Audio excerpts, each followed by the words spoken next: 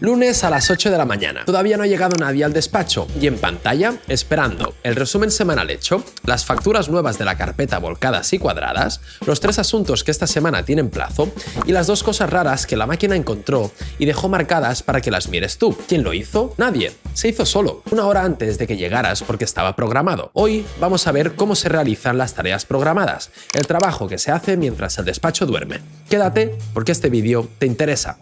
Soy Tomás y dirijo Ranking Online, agencia de marketing especializada en despachos profesionales, y seguimos con Claude para despachos. Yo no llevo un despacho, pero veo casi 50 por dentro. Y déjame que te diga una cosa que veo en casi todos. El lunes por la mañana se van a recopilar, abrir carpetas, mirar que entró el fin de semana, repasar que vence, ponerse al día, en fin, media mañana de las mejores del despacho gastadas en ordenar papeles. Cuando le dimos la primera carpeta y un objetivo, la máquina ya trabajaba mientras tú estabas en la reunión, pero seguías teniendo que pedírselo. Hoy nos quitaremos esa última pieza, el encargo. Una tarea programada es un encargo que se repite solo cada día, cada lunes o cada primero del mes, el que tú elijas. ¿Y qué se programa en un despacho? Pues lo que cumple 2 condiciones, que se repita igual y que empiece por recopilar y ordenar. El resumen semanal, el volcado de facturas de la carpeta del mes, el repaso de plazos, la preparación del cierre.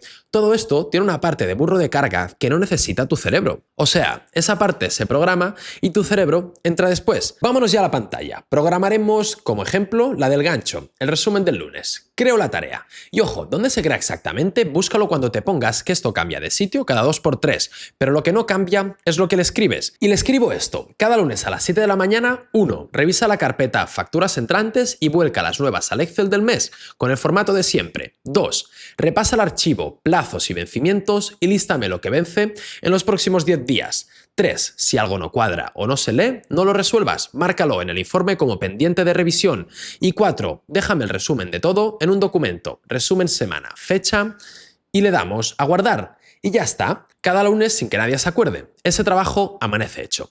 Ojo, una parada rápida, que aquí es importante. Esa carpeta lleva facturas de clientes reales y esos son datos, así que ya sabes la regla, la de cuando hablamos de protegerlo del cliente. O tenemos el plan de empresa y cumplimos con el RGPD, o lo trabajas con datos inventados. Yo la primera tarea la monto siempre en pruebas, antes de soltarla sobre lo bueno. Y ahora fíjate otra vez en la regla 3. Si algo no cuadra, no lo resuelvas. En una tarea que corre sola de noche, esa frase vale oro porque no estás tú delante para corregirle el criterio. Y esta es la ley de todo lo de hoy. La máquina recopila y ordena sin supervisión, pero no decide sin supervisión. Porque recopilar y ordenar de noche lo puede hacer sin ti, pero decidir lo vas a hacer de día y lo vas a hacer tú. Las decisiones te esperarán en el informe del lunes. Y ahora, como en todos los vídeos, te cuento el error típico: programar y desatenderse. Como ya lo hace todo, pasan 3 semanas y nadie ha abierto el resumen. Ojo, que esto es más serio de lo que parece. Una tarea programada sin revisión programada es un riesgo programado. La pareja es indivisible. Mi recomendación es que cuando tengas una tarea automática, pongas revisión humana en el calendario, las 2, y la segunda la pones tú en tu agenda, igual que pones una visita. Lunes a las 8, 15 minutos, café y resumen. Ese cuarto de hora no es el precio de la automatización. Ese cuarto de hora es proteger el sistema que has creado. Y el aviso honesto del vídeo de hoy. Mi recomendación es que empieces por tareas de bajo riesgo.